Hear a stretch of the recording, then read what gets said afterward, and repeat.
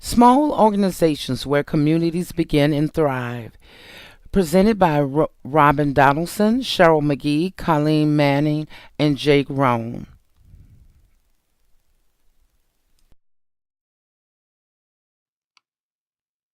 Small organizations and small businesses are an important piece of our economy. According to the U.S. Small Business Administration, there are nearly 30 million small businesses in the U.S., employing 47.8% of U.S. workers. Small organizations have many advantages over larger organizations, including design, opportunities for advancement, and innovation. Without small organizations, the larger organizations would not exist.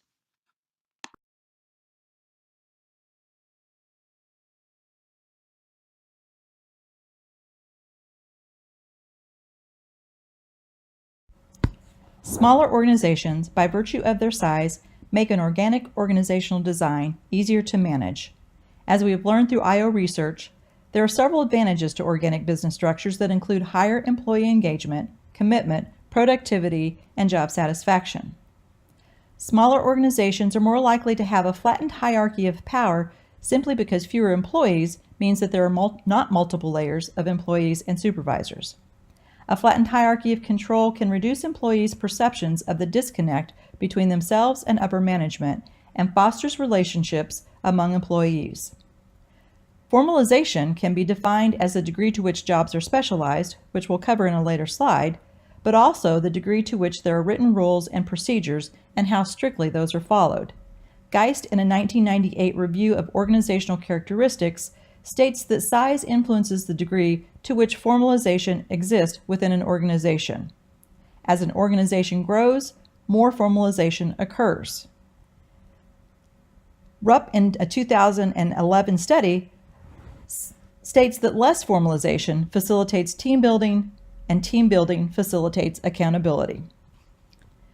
Because employees of smaller organizations tend to share the same workspace and have higher interaction, communication tends to be lateral rather than horizontal. In small organizations, employees have more opportunities to engage with the CEO, owner, or executive director. Benefits from lateral and open communication include increased trust, a sense of relationship, satisfaction, openness, intimacy, and a sense of belonging. Griffin, Patterson, and West, in a 2011 study, cite findings that small organizations tend to have employees with greater job satisfaction. Organic processes lead to larger individual and organizational awareness of social justice in the workforce. There are three different perspectives in relation to how the employee feels and perceives how their organization deals with justice. Specifically, looking around, employees begin to look at how they are treated as a group. In small organizations, this is an advantage by reducing the risk of an injustice climate. Looking around creates a justice climate. These collective perceptions of justice will ultimately influence their attitudes and behavior. Small organizations have ample opportunity to grow and expand.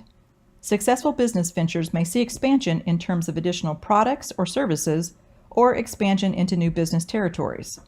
With either type of expansion, employees who are in at the ground floor have the opportunity to move into supervisory roles or leadership positions. With expansion, the small organization CEO or owner is more likely to choose employees who are known and who have demonstrated knowledge, skills, and abilities to support the company's expansion into new ventures or territories. The employee who has successfully helped out in multiple roles on the varying tasks of the organization is more likely to be trusted with newly formed leadership positions within the company. Employees with demonstrated skills, knowledge, abilities, and other characteristics do not require costly training to move into new positions, a great advantage to a small company seeking to expand. As mentioned before, smaller organizations have fewer employees to manage all of the tasks and jobs of the organization. Therefore, each employee is more likely to learn to do a variety of jobs across the organization. Smaller organizations equals fewer employees, which equals less specialization across the organization. Because fewer employees manage a multitude of responsibilities, tasks and jobs are handled by small teams who share decision making, which in turn fosters accountability. Young and Parker, in a 1999 study, cite research that demonstrates that smaller size creates a climate of shared experiences, fostering a collective climate. Collective climates are associated with higher job satisfaction, productivity, and commitment to the organization.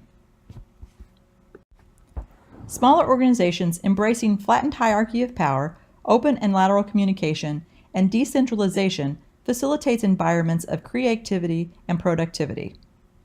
Additionally, Kessler et al. Cite that employees under organizational management tend to be more relationship-oriented, collaborative, encouraging, and sociable.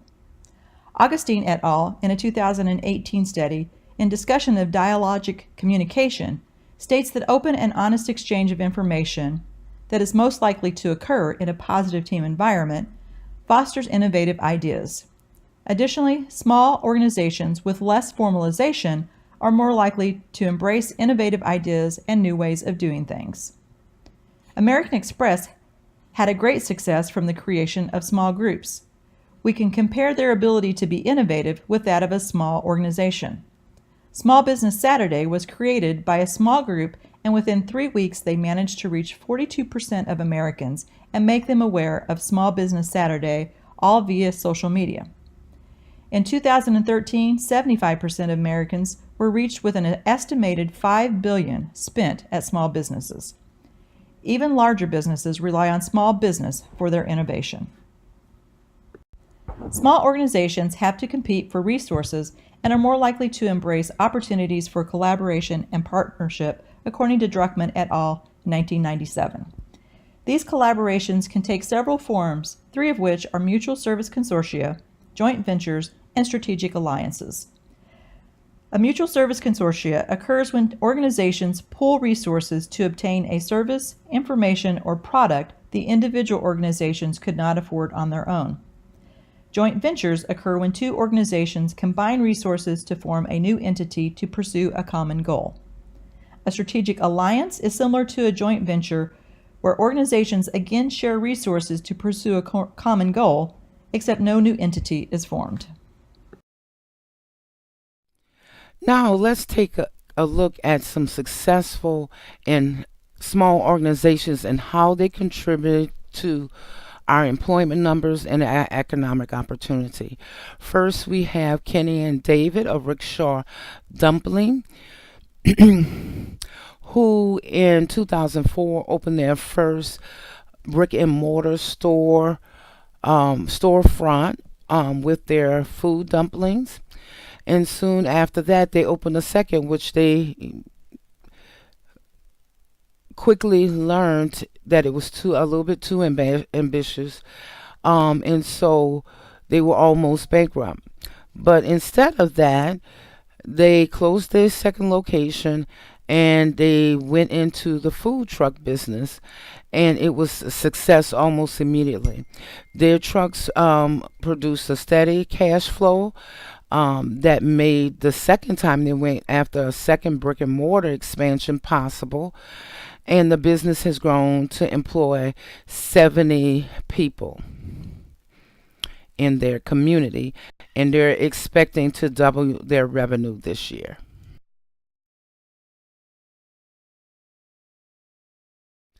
Then we have Chris Zane of Zane Cycles, and whether he's selling bikes in his Connecticut store or filling orders for corporate rewards program, Zane knows that successful business is about more than just selling stuff. At the age of 46 now, Zane first got his start at the age of 12 fixing bikes in his parents' East Haven, Connecticut garage. At 16, he persuaded his parents to let him take over the lease of a bike shop going out of business. And he borrowed $23,000 from his grandfather at 15% interest. His mother tended the store while he was at school in the mornings. In his first year, he racked in, at the age of 16, $56,000 in sales.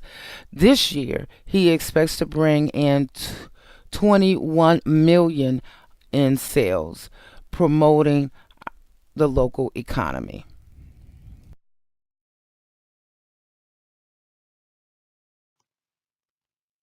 Small organizations have many clear advantages over large organizations.